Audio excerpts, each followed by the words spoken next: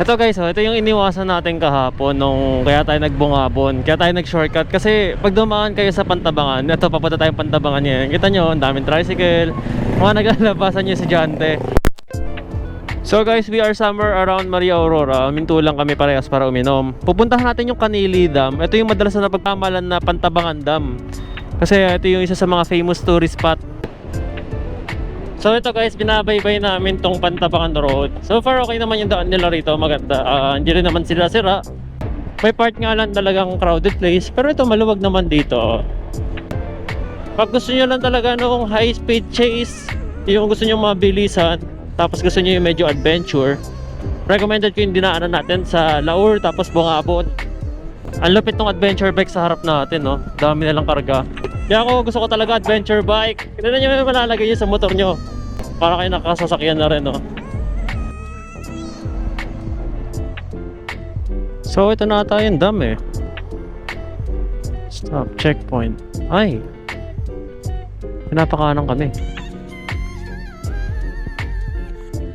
Tanong ko nga, kasi iba na yung daan dito guys. So pag dumakay na Pantabangan, pinapapunta sa kanan. Sir! Sir! Pwede po dumaan dito? Dito po pwede. Dito talaga daan? Ah, sige po. Thank you po. Supposed to be, we go there, no? Fuck. Ano kaya yun? Nasira kaya yun? Anong ginagawa yung daan? Tanong pa nga natin. I will ask one more.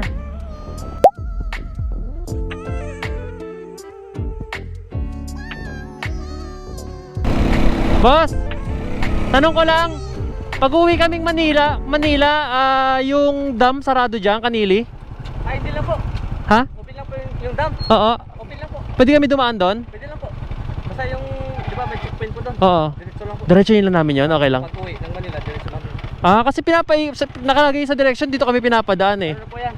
Baka kala po nila eh. Ito kasi yung ginagawa lang national road talaga. Ah, so doon talaga daan namin, tagusin lang namin yun. Ah, okay, Yun lang po ng picture lang. salamat po, salamat po. Thank you po, thank you po. Kasi doon talaga ang daan namin, napalayo tuloy kami ng mga 5 minutes. Pero at least, ganun. Guys, pag kayo po ay naliligaw at di kayo sigurado, magtanong-tanong lang kayo sa lokal. Kasi nagtataka ako bakit sarado eh, doon lang direksyon. Parang pag pinadaan kami rito, iba na yung pupuntahan namin. Maski nga inabante namin si Google Maps, doon pinapa-U-turn lang kami. Hi, so ito guys, kakanan na ulit kami. Pag ito, yung truck kakaliwa siya eh. Kami kakanan na.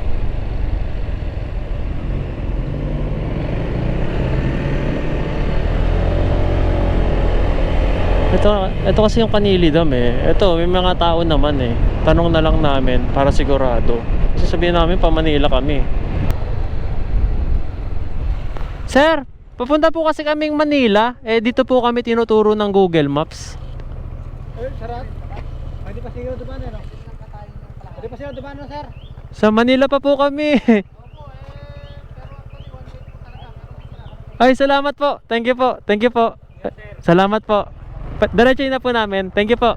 Ayan, abay nila sir. Thank you po. So guys, one way na raw pala to. So pag pupunta kayo rito sa ano, iba na yung dadaanan nyo. Ito yung sikat na Kanili Dam, oh. Ayan, oh. Pinagbigyan tayo. Thank you po. Dito rin kami dumaan last time eh. So ngayon iba na yung sa iba na pinapadaan, ginawa na nilang one way to. Dati kasi to bigayan. May nagbabantay dito. Ngayon one way na to. From Manila pupunta ka ng Baler or Kasiguran, pag dito ka dadaan, one way na siya. Ayan, oh. Ito yung famous dam dito. Sa mga tourist attraction nila to. Diba? So magpa-picture tayo dyan. Baka hindi na tayo makadaan next time dito pagpabalik.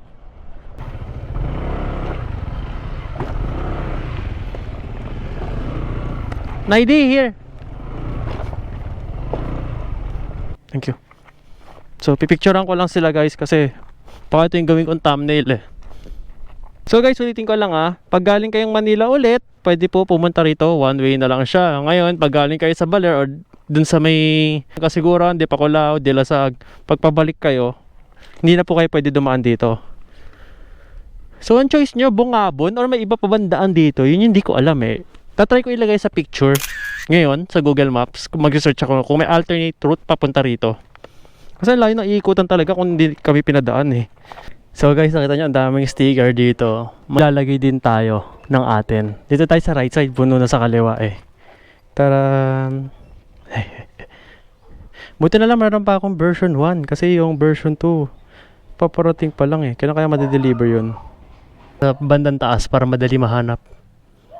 Yan, pangalawa tayo sa taas na naglagay sa kanan. Ito pala tayo kakain. Yung may mga karinder yung ulam doon. Tapos dito, para open air. Ito yung view nyo. Ayan, sinasabi ni sir sa kanila na bawal na dumaan dito. Ay, bawal na pala dumaan papuntang Manila. Bawal na sir, no? Dito one way na lang. Oh, one way na nga lang guys. Papuntang Baler. Pagpapuntang Baler, one way. Pagpalabas dun sa kabila. Okay. So yun, ayun sabi ni sir. So talagang dadaanan niyo yung kabilang tulay dun. Yung tulay na yan, ang dadaanan nyo. So one way na to. May sign na kasi ron eh, may harang na sign eh, kaya talagang sinarado na nila. So guys, dito ko natatapusin sa Kanili Dam yung ating biyahe. Kasi dire-diretso na lang din naman to papuntang Pantabangan, tapos Cabanatuan. Then uwi na tayo back to Manila na tayo. So medyo magiging matraffic yung biyahe namin pauwi kasi Friday. Sana nagustuhan niyo adventure na ginawa namin ni Junaidy. Shoutout sa kanya, salamat sa pagsama. Very much sa support. Sobrang support niyo sa akin. So, yan, sana ma-enjoy niyo yung view. Ang init, kaya ako ipapasok na ulit sa loob at magpapaalam na. Thank you for supporting Sir MJL. Thank you for joining me dito sa ating adventure today. Huwag kayong mahiya mag-comment kung may mga tanong kayo, ha? See you on my next ride, guys. Bye-bye.